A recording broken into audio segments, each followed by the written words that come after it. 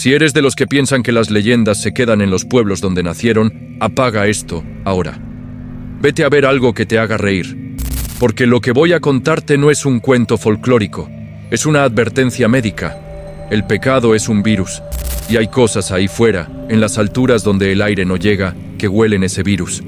Si alguna vez te despiertas a las 3 de la mañana y escuchas un sonido seco, como una tos rítmica que dice jar, jar, jar, por tu vida, no mires por la ventana. Yo miré, y ahora sé que hay puertas que, una vez abiertas, nunca se pueden cerrar. Soy antropólogo, o lo era. Me especializaba en sincretismo religioso en los Andes centrales. Fui a una comunidad en las alturas de Ayacucho, un lugar que no aparece en Google Maps, para documentar rituales de cosecha. Yo era el académico, el hombre de razón. Cuando los ancianos bajaban la voz para hablar de los condenados que caminan de noche, yo anotaba en mi libreta con una sonrisa condescendiente. Pensaba que el garyacha era solo una herramienta de control social para evitar el incesto. Un cuento del coco para adultos. Qué arrogante fui. El lugar era opresivo. A 4000 metros de altura, el silencio tiene peso. Te aplasta los tímpanos. Me alojaron en una choza de piedra y paja, alejada del núcleo principal de casas. Desde el primer día, noté algo raro en el ambiente. Había una tensión eléctrica entre los comuneros. Todos evitaban mirar hacia una casa específica, la más alejada, pegada a la falda del Cerro Negro. Allí vivían los Quispe, un padre y una hija.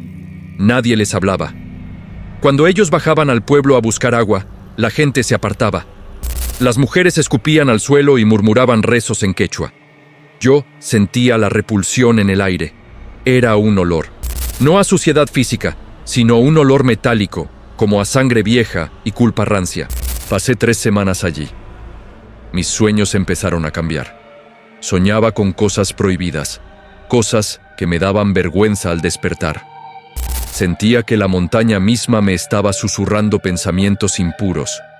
La atmósfera de ese lugar estaba enferma, contaminada por algo que llevaba generaciones pudriéndose. La primera señal no fue visual, fue auditiva. Fue en mi segunda semana. Noche de luna nueva. Oscuridad absoluta. Estaba intentando dormir, envuelto en 3 frazadas, cuando escuché a los animales. Los corrales estaban lejos, pero el sonido del pánico viaja rápido. Las ovejas no balaban, chillaban. Los burros rebuznaban con un terror que parecía humano. Y luego, el silencio. Un silencio repentino, antinatural, como si alguien hubiera apagado el interruptor del mundo. Me quedé quieto en mi catre de paja. Mi corazón martillaba contra mis costillas. Escuché pasos fuera de mi choza. No eran pasos humanos. Eran pesados, rítmicos, pero equivocados.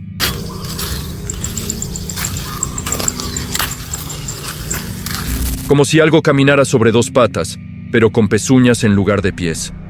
Algo grande. Se detuvo justo al lado de mi pared de piedra. Escuché una respiración profunda, húmeda, justo al otro lado del muro. Olía a azufre y lana mojada. No me moví hasta que amaneció. La noche siguiente, los comuneros estaban nerviosos. Vi a los hombres preparando sogas gruesas, de lana de llama, que habían sido curadas por el chamán. Sabían que iba a bajar. Eran las 3:15 a.m. cuando sucedió. Esta vez, los perros del pueblo no ladraron. Empezaron a aullar, un aullido lastimero, de sumisión pura ante un depredador alfa. Y entonces, el sonido bajó del cerro. El sonido que rezo para olvidar cada noche. Jar, jar, jar. No era una voz. Era un espasmo de garganta. Era el sonido de la vergüenza convertida en bestia, seco, hueco, resonando en el valle. La curiosidad académica me venció. Maldita sea mi curiosidad. Tenía una pequeña ventana de madera en la choza. Me levanté y miré por una rendija. La luna llena iluminaba el sendero de tierra. Y vi venir a la cosa. Dios mío, no era una llama. No era un hombre. Era una masa de lana sucia y carne convulsa. Caminaba erguido, pero sus articulaciones parecían estar rotas, doblándose en ángulos imposibles con cada paso. Crack, crack, crack. Sus huesos sonaban mientras avanzaba, y tenía 2 cabezas. Una era una cabeza humana, pero estaba colgando hacia atrás, con la boca abierta en un grito silencioso y los ojos en blanco. La otra cabeza, la que miraba al frente, era la de una llama deforme, y sus ojos eran brasas, 2 carbones encendidos, rojos, brillando con una inteligencia maligna en la oscuridad. Se detuvo en medio del sendero y giró lentamente esas brasas rojas hacia mi ventana. Sabía que yo estaba ahí. Cuando me miró, sentí una parálisis instantánea, no física, sino moral. Sentí una suciedad invadiendo mi alma. Vi imágenes en mi cabeza, destellos de los Quispe, de lo que hacían en la oscuridad de su choza, el pecado inconfesable que había engendrado a este monstruo. De repente, el silencio se rompió con gritos de guerra. Los hombres del pueblo salieron de sus escondites. No llevaban armas de fuego, solo las sogas y chicotes de cuero. ¡Carcacha! ¡Hapichis! ¡Atrápenlo!, la bestia chilló. Un sonido agudo, ensordecedor. Luchó con una fuerza sobrenatural. Vi cómo levantaba a un hombre con un solo brazo y lo lanzaba contra una pirca de piedra.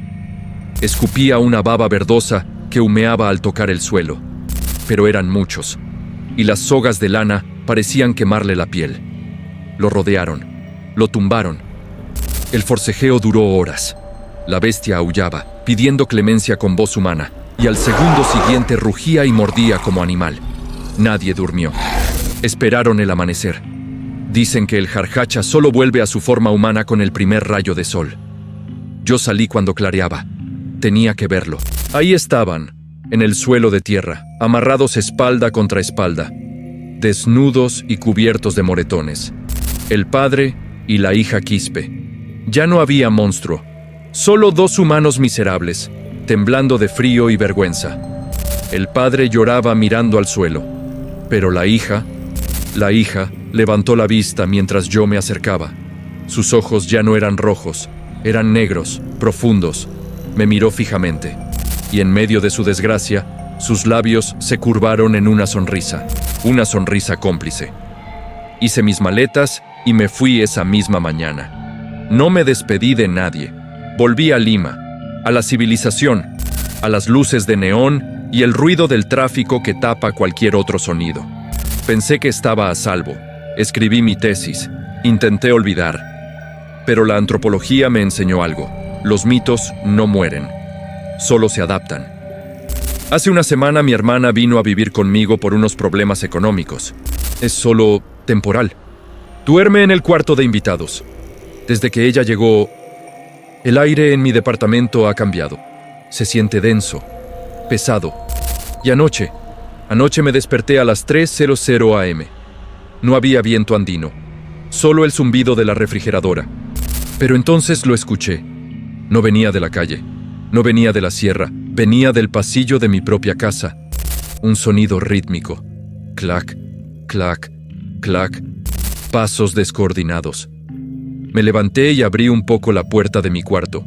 El pasillo estaba oscuro, pero al fondo vi 2 puntos rojos brillando en la penumbra. 2 brasas mirándome fijamente. Y entendí la sonrisa de la hija de los Quispe. Ella no me estaba amenazando. Ella me estaba dando la bienvenida. Ella sabía lo que yo escondía en lo profundo de mi mente. El deseo oscuro que siempre reprimí hacia mi propia sangre. El jarjacha no solo castiga el pecado cometido. El jarjacha busca el pecado potencial y lo hace florecer. Estoy grabando esto porque siento que mi garganta se cierra, me cuesta hablar.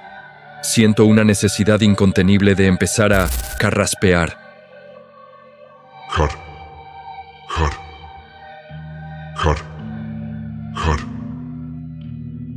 Dios mío, no puedo parar. Har. Si tienes familia viviendo contigo, cierra tu puerta con llave esta noche. No por ellos, sino por lo que tú podrías hacer cuando te despiertes a las 3 de la mañana y sientas que te sobra una cabeza.